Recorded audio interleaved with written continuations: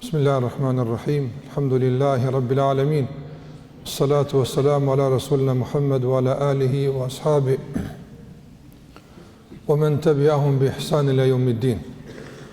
Allahun e madhruar e falenderojmë dhe vetëm prej tij ndihmë dhe falje kërkojmë.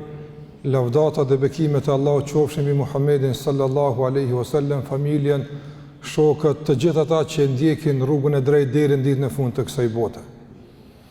Të nderuar vëllezër dhe motra, në takimin e fundit kemi trajtuar temën e meditimit dhe kemi përmendur, respektivisht kemi prezantuar modele të një meditimi të mirëfillt. Dhe kemi përmendur se ato shembuj, ato modele që kemi përmendur, padyshim se nuk janë trajtuar deri në fund, por e konsideroj se ato pika që janë përmend janë që të na provokojnë apetitin e meditimit, që të na bëhet më joshës, më tërheqës, dhe në këtë mënyrë të përdorim mendjen, logjikën, arsyeën që Zoti na ka begatuar me të në mënyrë të drejtë dhe të duhur.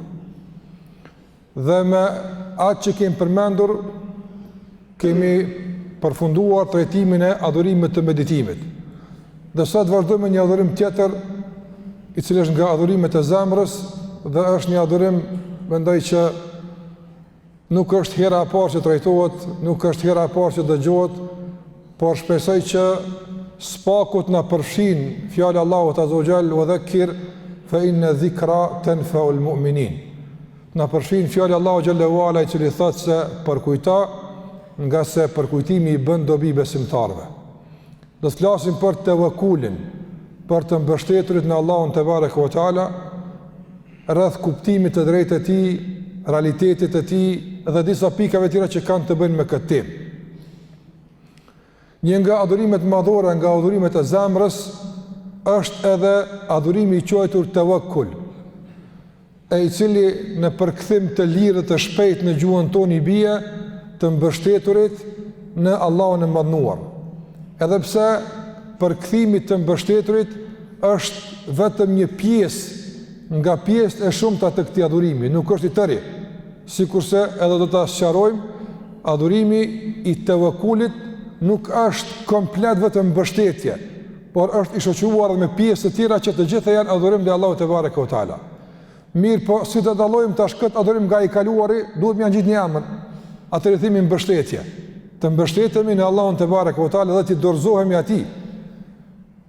Dhe në qoftë se i kthehemi definicioneve dhe sqarimeve të dietarëve në lidhje me këtë adhurim, do gjejmë të nderuar vëllezër se dietarët kanë përmendur përkufizime të shumta. Disa për këtë përkufizim kanë përdorur pjesë të këtij adhurimi. Do thotë e kanë përkufizuar me disa njësi të këtij adhurimi. E disa e kanë përkufizuar me kërkesë të këtij adhurimi. E disa e kanë përkufizuar me frytet e këtij adhurimi dhe rezultatet e tij kështu me radhë. Por nëse dëshirojmë që t'ja japim një përkufizim të përgjithshëm dhe ta njohim drejt, atëherë vështirë do të jetë ta bëjmë këtë përmes një fjalie. Vështirë do të jetë që ta bëjmë përmes një përkufizimi të shkurtër, sikur që kemi pasur si ta bëjmë në adhurimet e kaluara. Prandaj me të drejtë edhe Imam Gazaliu rahimahullah thotë se definicioni i tij është sadopak i mjegulluar dhe praktika e tij është e vështirë. Dhe kjo nuk nënkupton se ka paqartësi, por nëse e shkurtojmë, jetë i paqartë. Na duhet pak më gjatë ta trajtojmë definicionin dhe përkufizimin e këtij adhurimi. Dhe nëse do ta bëjmë këtë duke ju referuar për kufizimeve të shumta që kanë bërë dietarët e hershëm, atëherë mendoj se do të na del për kufizimin vjem. Unë i kam përzgjedh 2 nga shumë ato për kufizime dhe mendoj se këto dyja i përfshin ato që kanë thënë dietarët lidhe me këtë adhurim. Andaj dietari i njohur Ibn Qayyim al-Jawziyyi rahimahullah thot se tawakkul, ky adhurim është një gjendje e cila formohet në brendin e njeriut, në zemrën e tij, si pasojë dhe rezultat i njohjes së Allahut të mënduar. duke njoft Allahun te bareke ve teala dhe duke besuar se ai është i vetmi që ka krijuar dhe ai është i vetmi që ka caktuar dhe ai është i vetmi që në dorën e tij është largimi i dëmit dhe sjellja e dobisë dhe ai është që në dorën e tij është edhe dhënia por edhe marrja dhe gjithashtu atë që ai don ndodh dhe atë që ai nuk don nuk ndodh. Do thotë kjo njohje e sill një gjendje në zemër, apo? Dhe thot Ibn Qayyim rahimullah, pas kësaj kjo sill një lloj mbështetje dhe një lloj dorëzimi dhe një lloj qetësie dhe prehje në Zotin xhallahu ala. Prehje e cila nënkupton besueshmërinë e plot dhe bindjen e pakontestueshme se ky Zot që atij i e dorëzuar dhe i mbështetur ka mundësi me ta realizu qëllimin që ti po e synon. Qoftë ky synim sjellje e dobisë apo largimi i dëmit. Që kjo tevekkuli. Do të nuk është një rresht të dy, po është tërësi veprimesh, nga se nuk është i lehtë. Për arsye se tevekkuli, kjo adhurim që po flasim për të nderuar vëllezër dhe motra, është edhe dije, por edhe veprim. Dije që ka të bëjë me njohjen e Allahut azza wa jall, por edhe veprim që ka të bëjë me një gjendje të posaçme të zemrës përballë realizimit të qëllimeve të caktuara.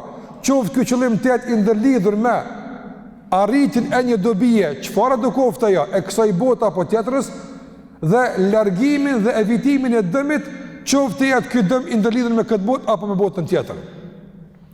Dhe ajo që e plotson edhe më shumë këtë, normalisht është hyrje kjo dhe ka gjëra që kanë më sqaruar edhe më tutje, prandaj do të kuptojnë të gjitha me lejen e Allahut azza wa jall. Por më lejani që në fillim ti prezantoj për kufizimet e dietarëve ato. Ndërsa dietari i njohur Sa'di rahimahullah në tefsirin e tij kur flet për tevekkulin e mbështetjen e Allahut te bareke ve teala thot: realiteti i këtij adhurimi që po flasim për të është dituria e robit se çdo gjë është në dorën e Allahut të mënduar. Dhe çfarë ai don ndodh dhe atë që ai nuk don nuk ka mundësi të ndodh. Dhe se ai është që e sjell dobin dhe se ai Allahu është që e largon dëmin. Ai është që jap, por është edhe ai që pengon dhe privon dhe nuk jap. Dhe se çdo ndryshim i çfarë do gjendje nuk bëhet përveç se me fuqinë dhe me lejen e tij.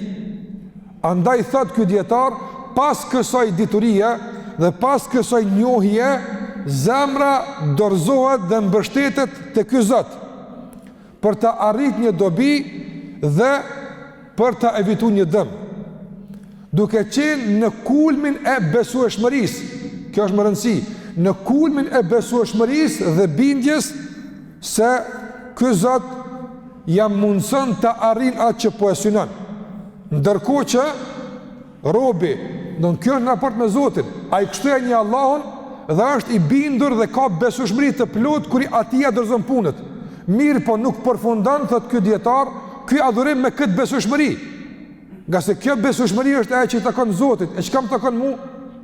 Thot ky dietar, duke shpenzuar mundin maksimal robit tash, dhe duke ndërmarrë të gjitha masat e duhura dhe sebepet e kërkuara për të arritur këtë gjendje.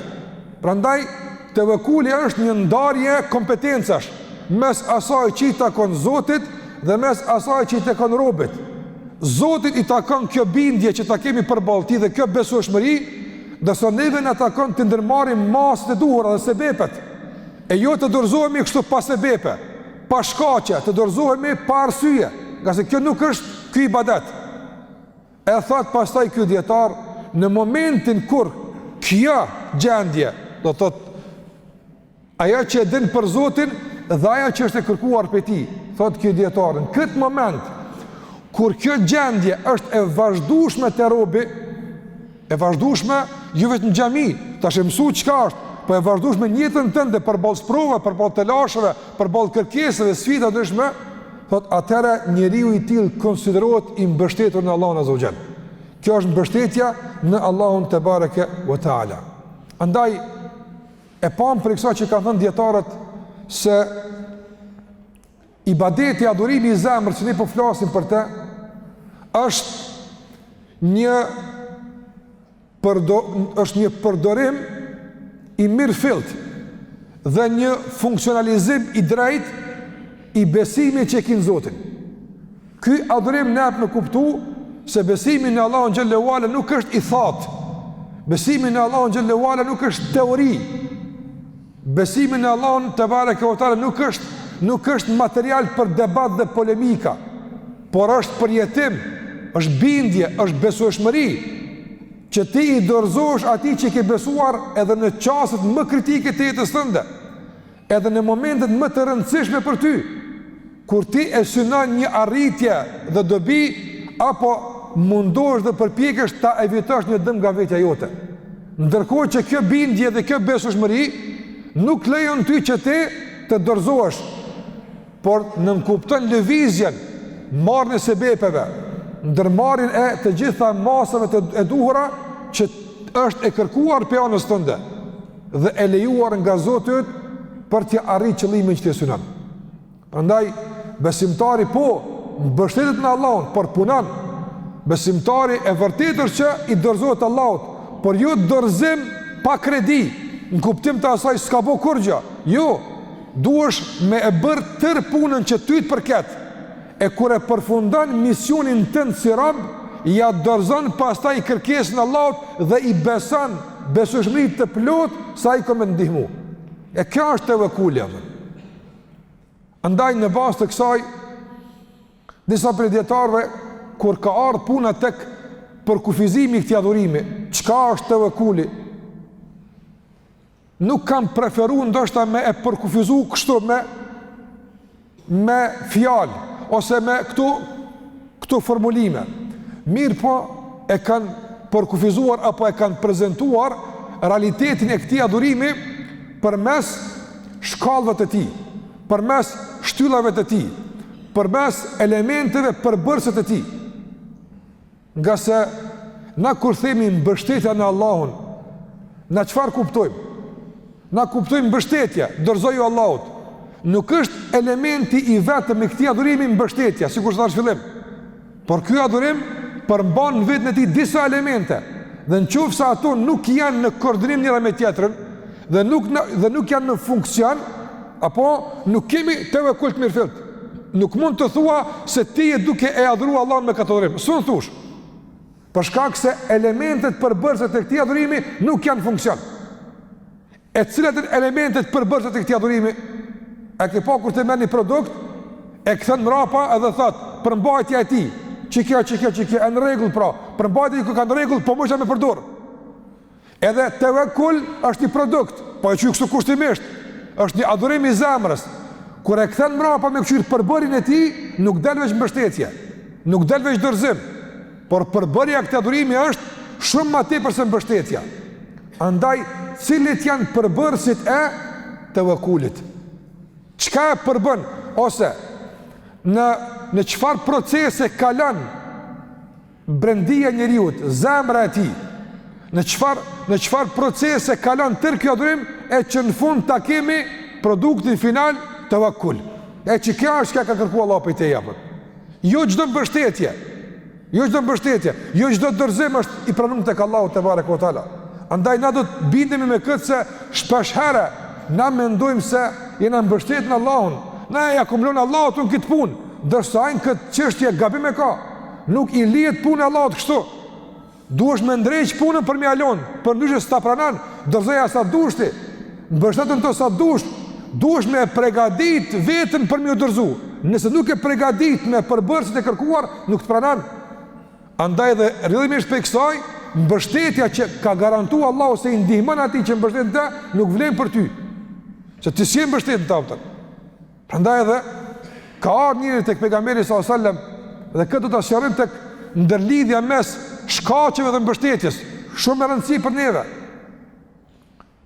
Ka ardhur njëri tek Muhamedi sallallahu alajhi wasallam dhe e ka braktisur devën jashtë xhamisë dhe është fut në xhami. I tha pejgamberi sallallahu alajhi wasallam, çfarë bëre me devën? Tha, i alash Allahut. Tha, pse nuk e lidhe? Tha, i alash Allahut. Tha, iqilha, lidhe, thumma tawakkal. Lidhe, pastaj thuaj mbështet. Ama le të zgjidhur e thuaj mbështet, gabim e ki.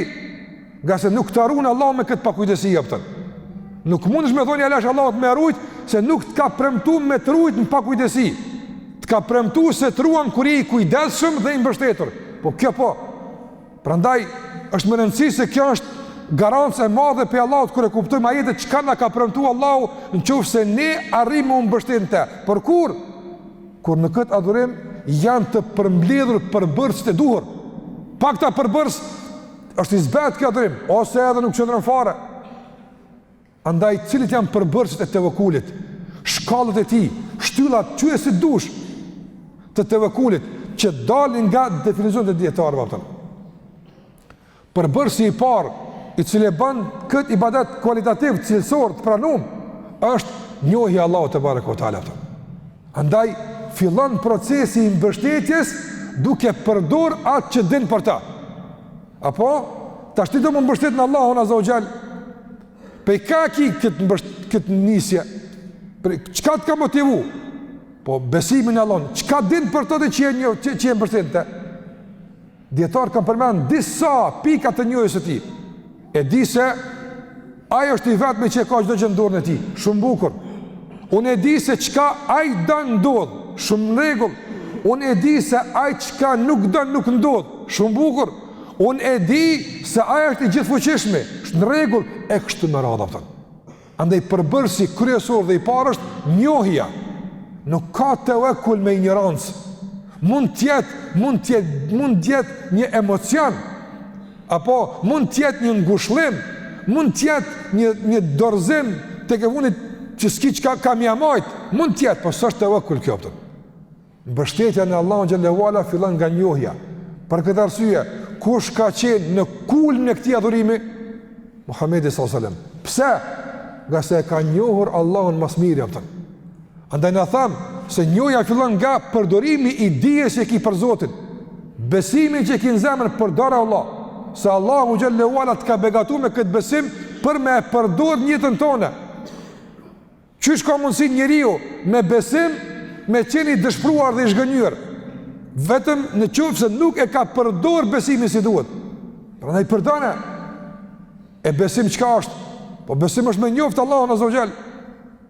Nuk ka besim pa njohje. Në qoftë se për Allahun nuk din kur gjë, veç ke besu në te, ky besim është i zbeht, i vobekt, nuk qëndron. A nje Allahun se është i gjithfuqishëm? A nje Allahun se din çdo gjë? A nje Allahun se dëgjon çdo gjë? A nje Allahun se ai i ka dorë depot e furnizimit dhe këtë don ai e furnizon dhe këtë don ai nuk e furnizon? A është besimi në tek kështu? Çka besimin Allahun? Andaj përbërësi i parë dhe kryesor që e fillon procesin e tevekulit është njohja. Pas kësaj, kanë thënë dietarët, vazhdon me ndërmarrjen e sebepeve.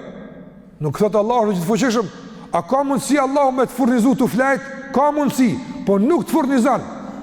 Edhe pse e njeh kështu. Nga se fillon me këtë njohje, po s'mbaron këtu. Andaj na shpesh herë do punë ku i ka nis feja, na i çati kemi nis dhe kemi bitis. Çdo të kena përfundu procesin. Jo, feja çto e ka nis, ama se ka përfundu, vazhdojmë atutje. Vazhdoj di ku e ka qenë deri në fund. Nga se kështu po delin mangët, madje edhe kontradiktor në jetën tënde. Për këtë arsye, fillimi është njohja, fillimi është besimi. Pika e dytë është ndërmerri masat e duhura. Krejt çka është nevojshme. Krejt çka duhet me marr për me arrit qëllimin ndërmeri, kur gjë mos të mungo. Dhe mos mendo se ndërmarrja e sebepeve është mangësia e besimit. Kur braktisja e sebepeve është keq kuptimi i besimit. Braktisja e shkaqeve është keq kuptimi i besimit. Ndërsa ndërmarrja e sebepeve që janë kërkuar prej teje, kjo është kuptimi i drejtë i besimit. Muhamedi sallallahu alaihi wasallam kishte garancë se Allahu e ruan. Kishte garancë.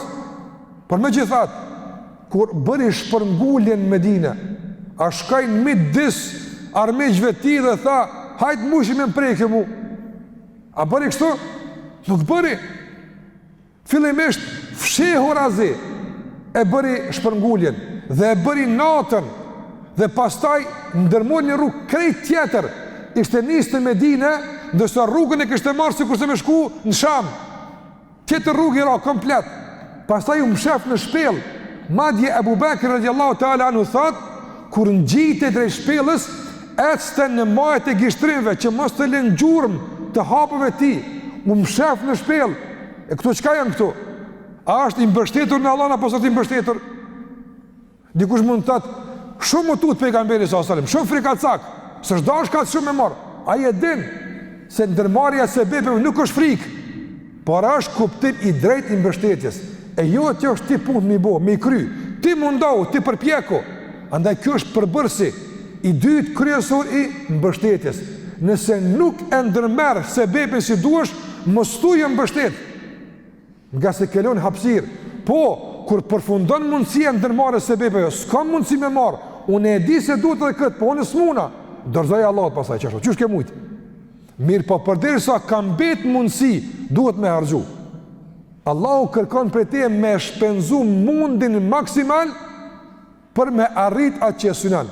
E kur s'ki mundësi mu i thu, ja Rab, unë tash u gjunzova për atë jam.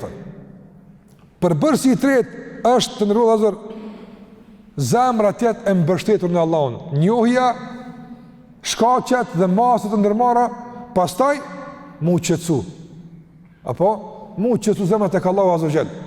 Dhe me qenë i bindur se çdo gjë është në dorën e Allahut Azza wa Jall. E katërta, kanë thënë dietarët, është që të jetë njeriu me kuptim të drejtë të njëshmërisë së Allahut Azza wa Jall. Nuk ka pa tauhid, njëshmëria e Allahut, çu ka mundësi pas tevakkul, njëri i cili menon për shembull se krahas Allahut edhe ndonjë varr dikun ka mundësi me i bë dëm.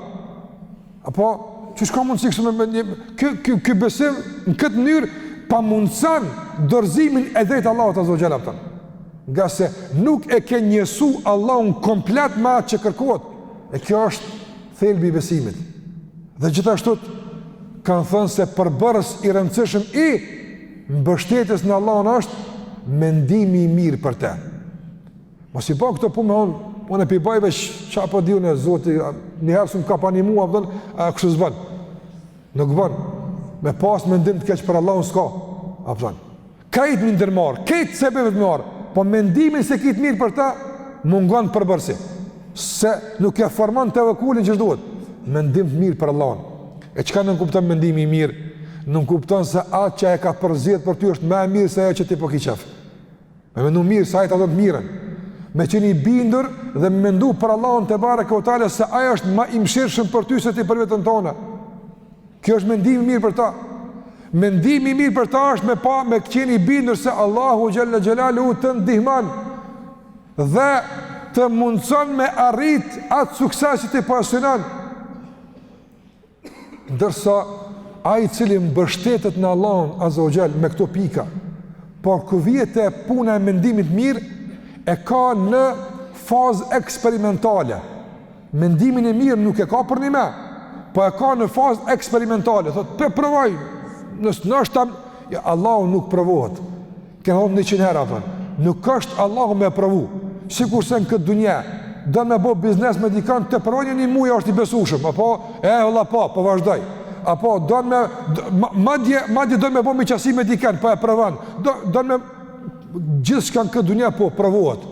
Mallën dhe me blitë të provoja po mbjen të aman. Nuk më rafë probleme, së më rafë, dikush mund të atë, të e përnëqmen mallën të ama, po nësë përnëqmoj Allah, po du të me provune. Apo, nuk është mangësi me provu mallën, është mangësi. Ndërsa, në këtë botë nuk është mangësi me provu.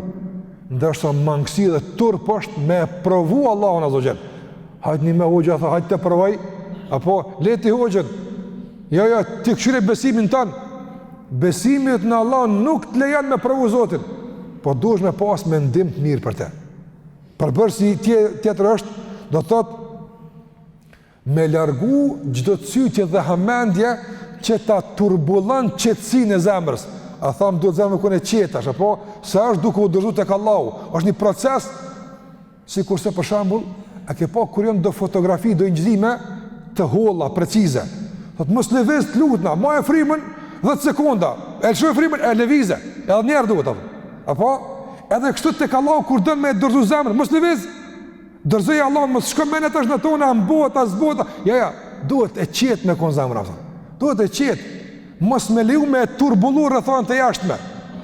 E këtu ka shumë përbërës tjerë, hamendje, cytje që e ngacmojnë. Mundo me i prej këta ngacmus.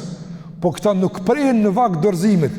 Këta do të mi prej gjatë jetës, kur je në vakt i dorëzimit, ata janë të shkyqur. Se në qofë se këta ngacmus janë të kyqur, nuk ki vakt me i shkyq të u dorëzu, apëton. Ata tani provokojnë vazhdimisht, apëton. Kjo mësimi i madh do në ders tjetër, apëton. Andaj, e shtata, pasaj është, tja dërzosh Allahut komplet punëve. Unë e bona që ka bona, e dërzova, apëton. Dhe kanë thonë djetarët, pas këti procesi, nuk është i letë kë, apo me këta 7 përbërës, thot vijen në fund produkti final i tevekulit e është e rridha. Kjo është i badet në veti, do të klasëm për te, është me qenë i knaqur me caktimin e Allahut. A përshë kur themi, a i knaqur me caktimin e Allahut, dikur të valloj, unë sabër për bëjveq, në nuk ka marrë, mos më pajtu në fillim. Marrë është po me e urejt, ose me menu se tu ka boj pa drejt, kjo zban. Ama mos pajtimi i mbrendshëm, në të kuptim mos knatësia, që unë e sabër bëj, o që knaqër që ja baqe kësha pas që të me konë, kë nuk ka shumë dëpsi e madhe kja. Se kjo vjen mas 7 fazave, nuk është e letë kja. Me konë njëri për shembull i knaqër, me atë që ka caktu Allahun ma tepër, se me atë që i ka kërku për vete.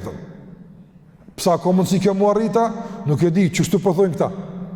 Djetarët që e kam përru përthojnë që njerin qofë se din me e ushtru mirë të vekulin, vjen me një drejgje që ma i knaqën është ma ato që ja ka caktu Allahu, se ma që ka lypaj. Bele thot, elhamna që su bo që është do ashtone, po bo që është që Allahu. Ka do njerë që shtu kanë thonda, su konë dunja pa ta, asat nuk është, por këta e kanë respektu ranin, andaj i kanë përdor për bërë se që është duhet, andaj i kanë arë në këtë drejgje. Pra ndaj të në lezër, krejt që ka e ceka, deri më tani, hynë tek ajo pjesa edhe pika e parë, që kanë nënkuptoj me mbështetjen e Allahut. Andaj ka përbërës, ka kuptime, ka gjëra të që duhet të jenë prezente, kur ne dëshëm të jemi të mbështetjen e Allahut te bareke ve teala. Rëndësia e këtij adhurimi. Po dyshim se vetë definicioni dhe sqarimi i këtij adhurimi jep me kuptu se sa është i rëndësishëm. Por unë dua që përmes disa pikave jo shumë të prezentoj para jush rëndësinë e këtij adhurimi. Fillimisht, ajo që e bën këtë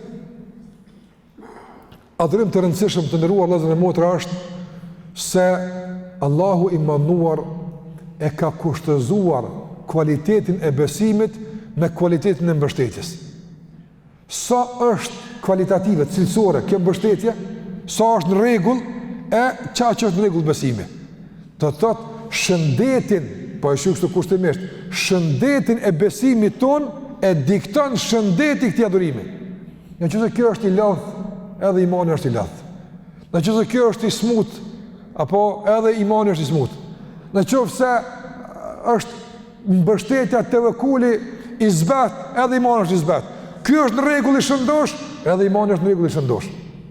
Për ka kemi marrë këtë, dëgjone çka thot Allahu xhallahu ala. Në surën Yunus, në ajetin 84, Allahu xhallahu ala përmend dhe përcjell fjalët e Musaut alayhis salam, i cili në situatë kritike kur u gjend populli i tij përballë agresionit dhe dhunës së faraonit, apo dhe ishin në ikje, ata e bën atë që ishte në dorë e tyne, me ikë për ti, por ai ishte duke i zënë.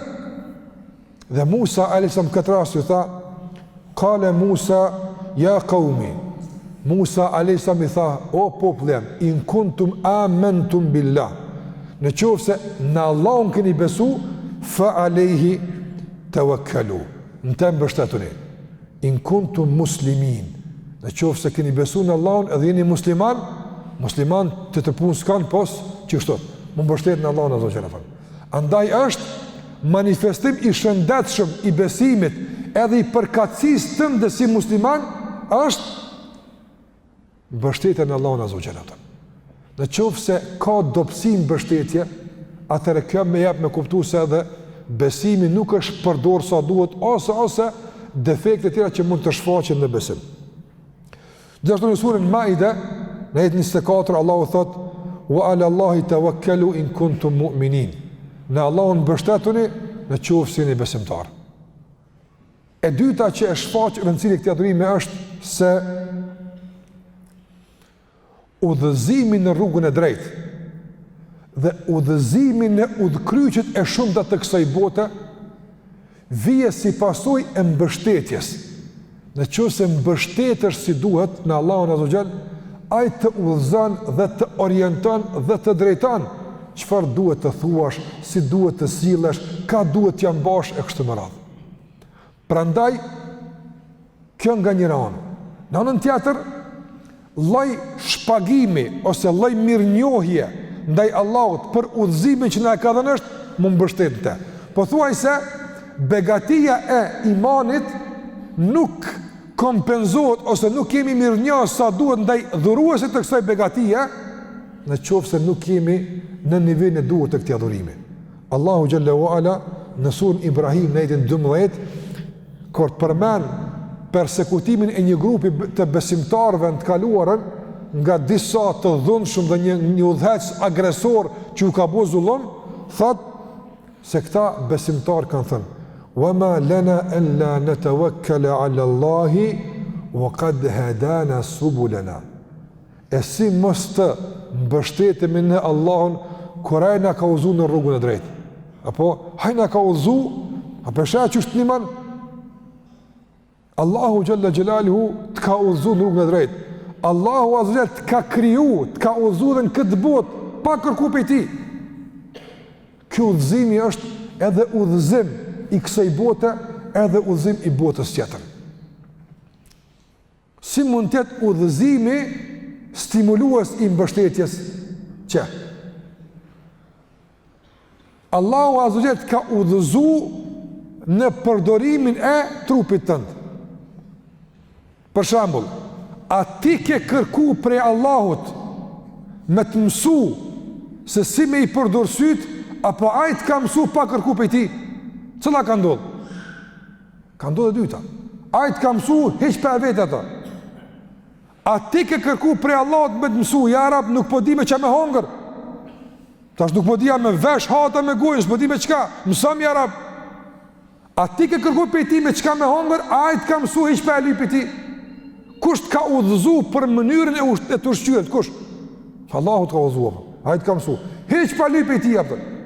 Kush të ka udhëzu për mënyrën e frimarjes, ai të mësën qësh me marë frim, kush të ka mësu? Pa Allahu Azza wa Jalla, ja, Allahu, kur kush hiq tjetër? Nga se, kur kush thmine posa lindur nuk mund e mësën. Të thuj sa dush, merë frim se des, në këtë dënje pa oksigen s'ka, thuj sa dush, më dihava. Allahu e udhëzën qësh me marë frim. Allahu e mësën fushtën qësh mundet edhe me pi qëmsht, edhe me marë frim, edhe me rnu. Kush e ka mësu kështët? Allahu Azza wa Jalla, aja ka mësu. Andaj Allah dhe me të regu, të ku mësu për shumë gjëra që ke pas nevojnë këtë botë. Hiq pa kërku, e qka të mërmenja, kur tash i kërkan për me dhe dërzohës tëne, ati dhoas të dho, që të mërmenja. Andaj udhëzimi që ne e ka dhonë në shumë aspekte, është stimulues, është garantues, se mbështetjen e te, sill edhe më tepër udhëzim, sill edhe më tepër mundësi për orientim dhe rrugdaljen jetën e kësaj bote. Prandaj, si mos më mbështetet te? E qysh mos më mbështetet në Allahun ku na ka udhëzuar? Atë kuptim, s'paramenohet ndryshe kompenzimi dhe dëshmia e pranimit të dhuratës së besimit, në qoftë se ne nuk mbështetemi në ta. Në kjo e bën të rëndësishëm këtë adhurim, nga se është lloj kompenzimi dhe lloj mirënjohje e besimit që Allahu na e ka dhuruar.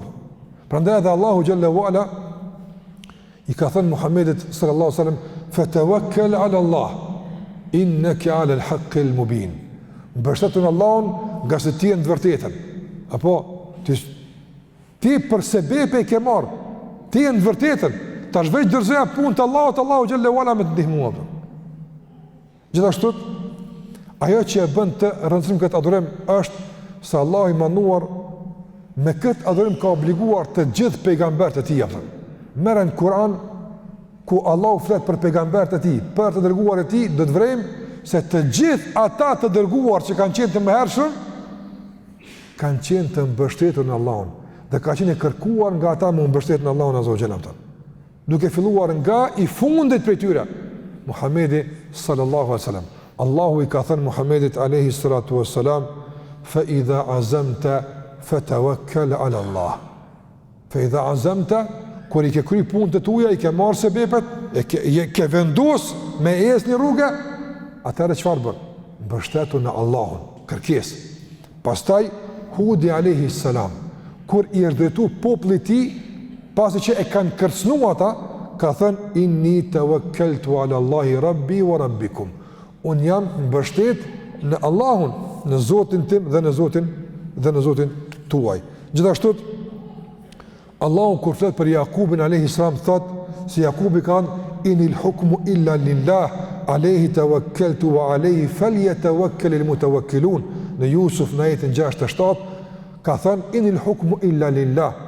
Gjykimi dhe caktimi për Jusufin alayhi salam dhe për atë çfarë do të ndodhë është në dorën e Allahut. Andaj unë ati jam mbështetur. Dhe ata që duhen mbështetës, le të mbështeten tek Allahu. Porosia e Jakubit alayhis salam. Gjithashtu Ibrahimi alayhis salam ka thënë: "Rabbana alayka tawakkalna wa ilayka anabna wa ilayka al-masir." Në surën Mumtahina në ajetin numër 4, Allahu thot se Ibrahimi alayhis salam ka thënë: "O Zoti jon, në ty jemi mbështetur. Tek te jemi dorëzuar dhe te ti kemi më kthyer." Andaj ibadeti të vekulit ka qenë pjesë përbërëse e jetës të gjithë pejgamberët e Allahut azza wa jalla. Gjithashtu ajo që e bën të rëndësishme edhe do të thotë këtë adhurim është të ndërrullazër një në kësaj bote detyrimisht do të dorëzohet dikujt, do të beson diçka. Se i tillë është. Allahu ka kriju njeriu me një zbrasti të brendshme, apo me një dobësi të brendshme, me një varësi. Nuk është e mundshme njeriu me qenë i pavarur në çdo aspekt, pa pasur për askën. Është natyrshmëri e njeriu me e kërku dikon më të fortë saj edhe më mbështet. Natyrë kjo. A ke pa dhe kur të lind fëmiu, e kërkon një më të fortë. Edhe tu rrit, apo e kërkon më të fortë. Pritën e tij e konsideron më të fortën, ta i shkon, aty i çon, aty i mbështetet. Ka se i tillë është njëri, edhe duke u rritë ashtu. Andaj edhe gjithmonë në të gjitha studimet që janë bërë shoqërive njerëzore, kanë studiu lloj-lloj shoqëri njerëzore, organizime shoqërore, kanë vërejtë se njerëzit për shembull kanë pas këtë, por përbërës i pandar jetës së tyre ka qenë besimi. Pavarësisht pastaj ka qenë i shfaqur përmes idhullit, a përmes besytnive, a përmes Allahut, këtë diçka tjetër. Mirë, po çdo shoqëri apo është regjistruar si shoqëri besimtare. Pa besimi është tek individet, ndërsa shoqëritë janë besimtare. Pavarësisht llojit besimit, por nuk ka regjistruar historia apo shoqëri pa besim. Mund të jetë pagane, mund të jetë idhujtare, por besim ka pas. Pse? Se njeriu ka nevojë për të.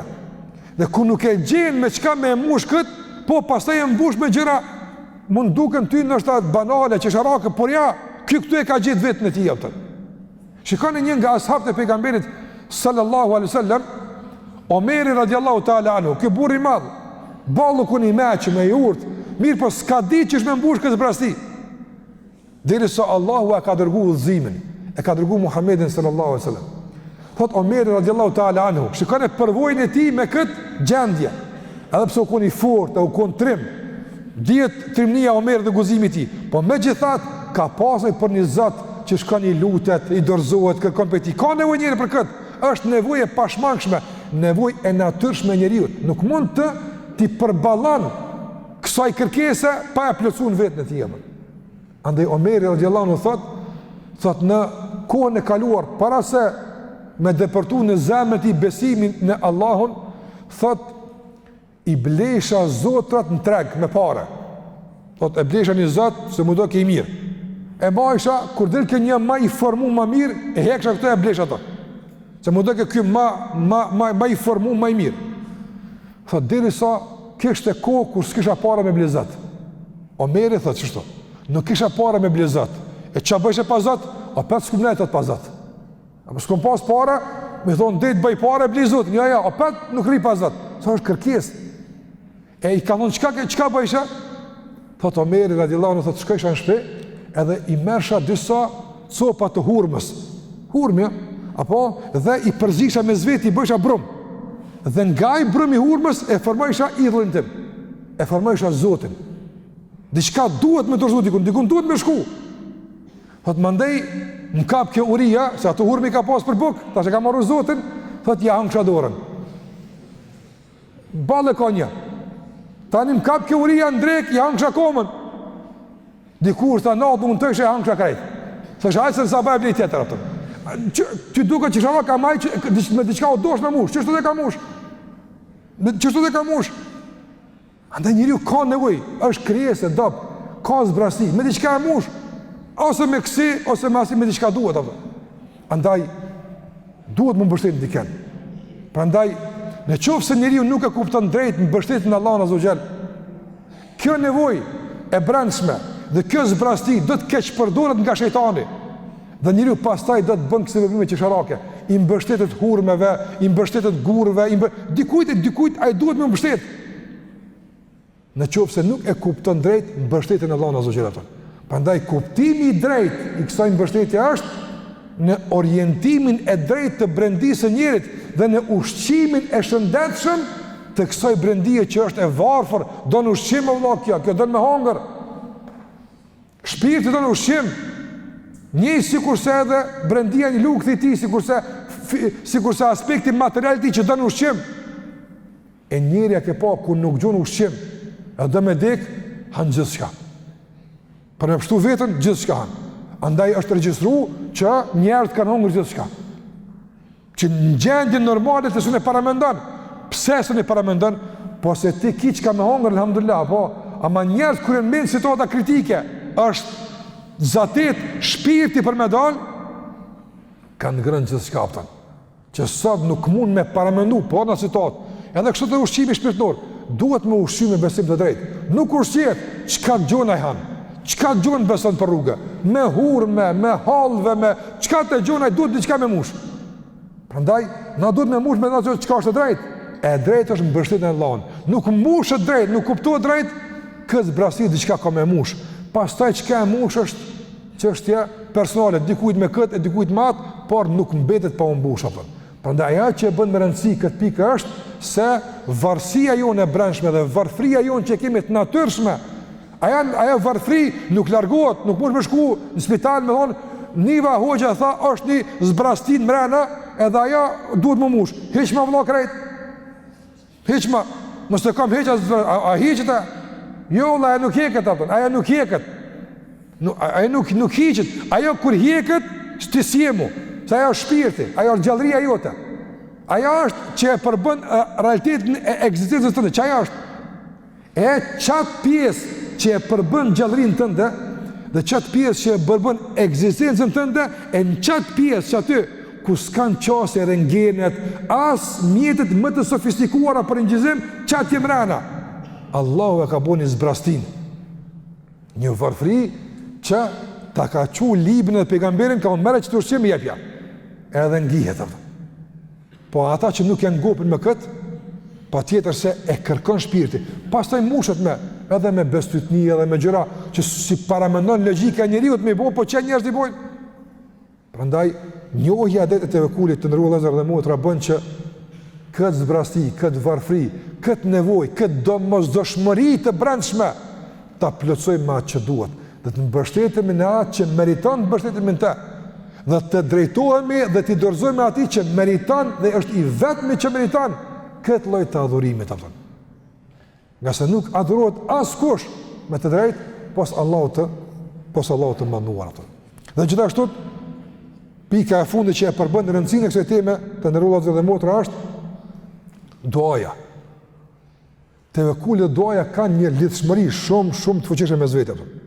Shumë interesante. Nga se duaja është sebeb. Duaja është shkak. Po dua, do më thonë, ndërmeren një hap me ndru gjendin, apo, ndërmeren një mas, ndërmeren një hap, ndërmeren një shkak. Andaj, Duaja është me ndërmarrë një shkak. E kur e ndërmerr këtë shkak, tani që më unë bëna dua, tani nëse don përgjigje, mbështeto. Në qoftë se veç bën dua pa mbështetje, apo është sikurse me e dorëzu një letër që do me dërgu dikun tjetër në rrugë. Edhe me vetë ato atje në Gjermani, atër be letra, jo valla s'm ka, qysh mërser, po ne ku e ke lëshu valla, po në rrugë kom shu, jo valla, duhet aty në post me lëshu që me kap, ajt pastaj me që ku duhet. Andaj edhe doaja duhet të dorëzohet në, po them kushtimisht, në sandëkun e quajtur tawakkul. E çka ka lutje, çka ka letra në këtë sandëk, Allah i merr. Edhe përgjigjet apo, se janë vend e duhur. Çdo lutje që e dorëzon ku s'duhet, jo në sandëkun e tawakkulit, se ka çu ku duhet Allah. Po ne kum dorëzuone, po ti ke dorëzu, po s'ke dorëzu ku duhet, se ke pagu ku duhet. Andaj tawakkuli është adresa e duhur e lutjeve, ku i dorëzon kërkesat e tua Allahut azza xal. Po kur në këtë vend dorëzon lutjet te tawakkuli, garanca për pranimin është e sigurt apo. Allahu xhalla xhelalu thot në Kur'an fjalën e Ibrahimit alayhis salam, që ka dhe më herët. Rabbana alayka tawakkalna. Shikoj ka filluar duan, o Zot, në ty jemi mbështet. Wa ilayka anabna, edhe në ty jemi dorëzu. Apo andaj Rabbana la taj'alna fitnatan lil ladina kafaru. O Zot, mos na bën neve sprov për ata që të kanë mohu ty japtën. Kërkesa ka më vonë. Kur ka kërkesa? Ka pasi që Ibrahimi alsem ka thënë Allahut, unë e dorëzova ku duhet, edhe të luta edhe u mbështeta. Andaj kërkesa e më është kjo. Prandaj rëndësia e këtij adhurimi është se bën që lutjet tona, duat tona që shumë jetë nevojshme për to, të jenë të adresuara dhe të drejtuara në drejtimin e duhur. Në qoftë se është kështu, atëherë padyshim se kemi garancë se Allahu xhallahu ala na përgjigjet apo. Dhe pika e fundit për sonte e kësaj ligjërate ka të bëj me quaje llojet e mbështetjes, quaje fushat e mbështetjes në Allahun xhallahu ala, më rëndësisht ta kuptojmë çka është qëllimi apo. E përmenda në fillim se ka pika shumë që e përmend këtë ligjërat. Dhe pika kryesore e kësaj është kuptimi i drejt i ndërmarrjes së masave. Na veç tam duhet më ndërmarr sebepe, më marr shkaqe dhura, po nuk shpjegum çysh e çka. Kjo temë është më e gjon, nuk kam dash me ngarku këtë pikë, këtë ligjërat. E kemi deri në arshëm. Por ta kuptojmë spaku një hyrje të përgjithshme, kuptimi, rëndësia dhe fushat. Dhe pika e fundit është fushat e mbështetjes në Allahun azza wa jalla. Dietar kanë përmend disa fusha, por nëse i bashkojmë dalin dy. Të mbështetesh në Allahun e madhruar, tek ne nënkupton kur themi mbështetu në Allahun, do të thotë kur je smut sa i të shëron. Mbështetu në Allahun kur je në problem sa i të bën zgjidhje. Mbështetu në Allahun kur je përballë në një sfidë dhe ai të mundson me të kaluar me sukses. Por mbështetja në Allahun nuk nënkupton vetëm këtë mejdan. Mejdani i parë dhe kryesor i mbështetjes në Allahun është mbështetu në Allahun, e tash ku po themi mbështetu, apo ju shkon mendja ato përbërës të tjera, hala të mbështetja jemi apo. Jo, tash inkuadrohet ata përbërës të tjerë që thon njohja sebepet, këtë tash unë kur thon mbështetja jo, më herë duhet më aktivizu ata 8 përbërës. Që ata ne kuptojmë, nëse jetë mbështetja s'kena po kurrë.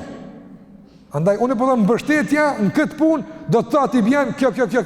Tash mos ti bim njëjtë apo një përsërit, por të kuptojmë tash mbështetja i bën tawakkuli. E tawakkuli i drejtë është ai që i ka përbërës të dur që i kemi cek më herët apo. E mbështetja e drejtë në Allahun xhallahu ala të ndërrullës dhe motra është më mbështet në Allahun për përmirësimin e vetës tonë apo. Na kena më përmirësu.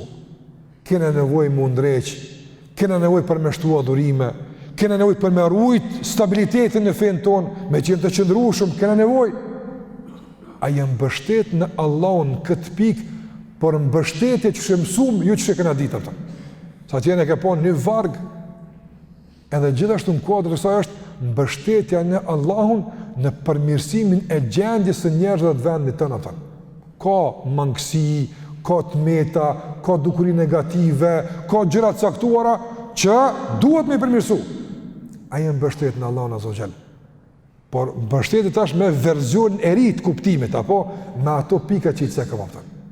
Kjo është mejdan i rëndësishëm që në qofë se këtë e kuptojmë drejt me lejen e Allahut mënduar, do të jemi shumë të sigurt në këtë mejdan atë. Kemi nevojë me e kuptu drejt mbështetjen para se të mbështetemi. Kemi nevojë me kuptu drejt duan para se të bëjmë dua. Nga se kur të veprojmë dhe e kemi kuptuar veprimin drejt, atër me lejen e Allahut mënduar nuk mungon përgjigje dhe ndihmë nga ana e Allahut te bareke ve teala. Andaj kjo është e para.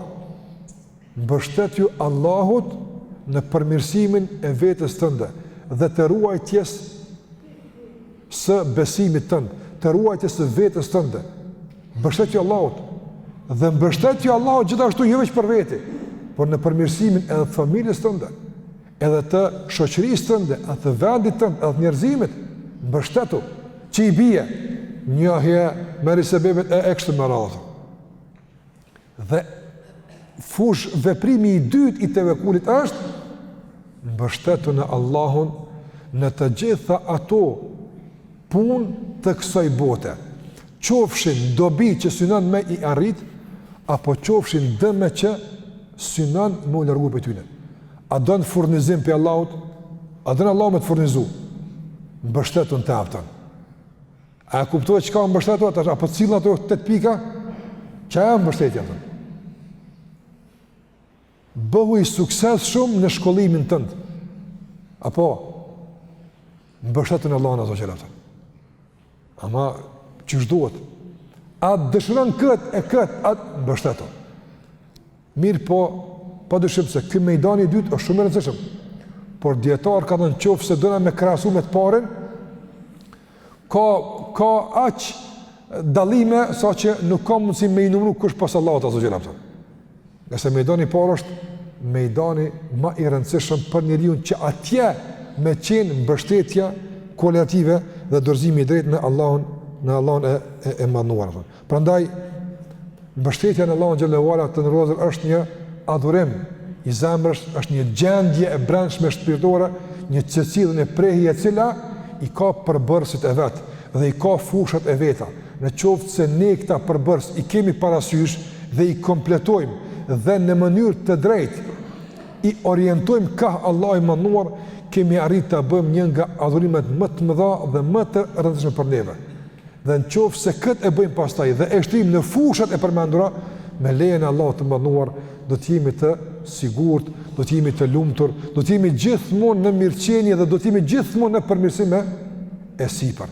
Dhe padyshim se ky adhurim ka pika të tjera që kanë nevojë të bashkangjiten për të kuptuar ende më drejt dhe për të qartësu ende më tepër, veçanërisht me shembujt që duhet të sillim praktikisht të kësaj mbështetje, por gjitha këto po i lëmë me lejen e Allahut të mënduar, inshallah për takimin e ardhshëm. Allahu na mundësof që zemrat tona të jenë të pastërta dhe veprimet tona të jenë të drejta dhe të duhura. Allahu na mundësof të jemi të mbështetur në të si duhet dhe të drejtohemi ka ai si duhet. E deri në takimin e ardhshëm Zoti ju shpëlbeft. Sallallahu ala Muhammed wa ala alihi wa sahbihi wa sallam tasliman katira.